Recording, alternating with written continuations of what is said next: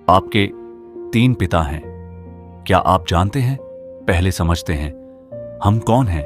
अगर किसी से पूछा जाए तुम कौन हो, तो कोई कहेगा मैं डॉक्टर हूं, मैं बच्चा हूं, मैं बूढ़ा हूं, मैं लड़की हूं।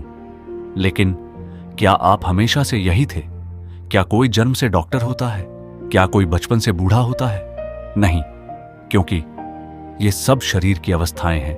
असल में मनुष्य को खुद के बारे में पता ही नहीं। सब अपने शरीर, अपनी उम्र या अपने काम से खुद को पहचानते हैं। लेकिन सदाकाल से आप क्या हैं? आप आत्मा हैं, एक चमकता हुआ ज्योति बिंदु जो भ्रिकुटी के बीच स्थित है। बचपन बदल गया, युवावस्था बदल गई, बुढ़ापा भी बदल जाएगा, लेकिन आत्मा वही रहती है। एक जन्म से दूसरे जन्म तक इसी आत्मा की याद में लोग तिलक लगाते हैं, बिंदी लगाते हैं।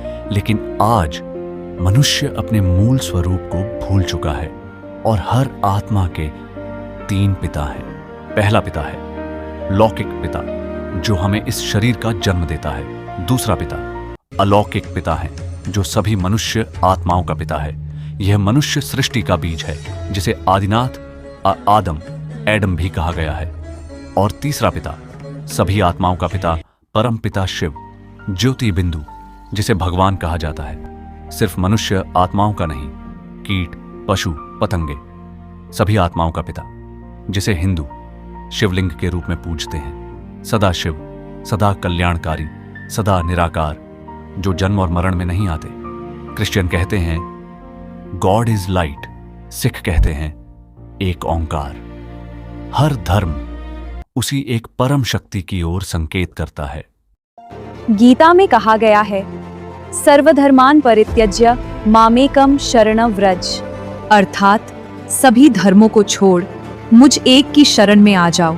लेकिन जरा सोचिए, अगर भगवान कहते हैं सभी धर्मों को छोड़ो, तो उस समय सभी धर्म मौजूद भी होने चाहिए ना। इसका अर्थ है यह महावाक्य द्वापर युग का नहीं, बल्कि कलयुग के अंत का है, क्योंकि कलयुग के अंत में ही सभी धर्म और धर्म पिताएं होती हैं। और तभी उन सब बापों का भी बाप, सुप्रीम सोल, इस धरती पर आता है और वही फिर से गीता का सच्चा संदेश दे रहा है। सतयुग, नई दुनिया आने वाली है और कलयुग, यह पुरानी दुनिया अब जाने वाली है।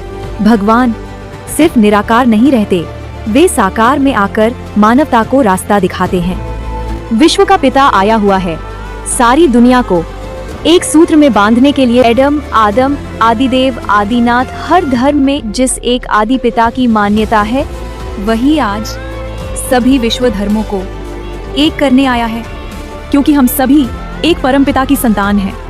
अब समय है उस विश्व के पिता को पहचानने का। ये ईश्वरीय संदेश आप सभी तक पहुंचाना था। इसकी पूरी जानकारी के लिए प्लीज कांटेक्ट आध्यात्मिक ईश्वरीय विश्वविद्यालय, ऑनलाइन और offline. Thank you for watching.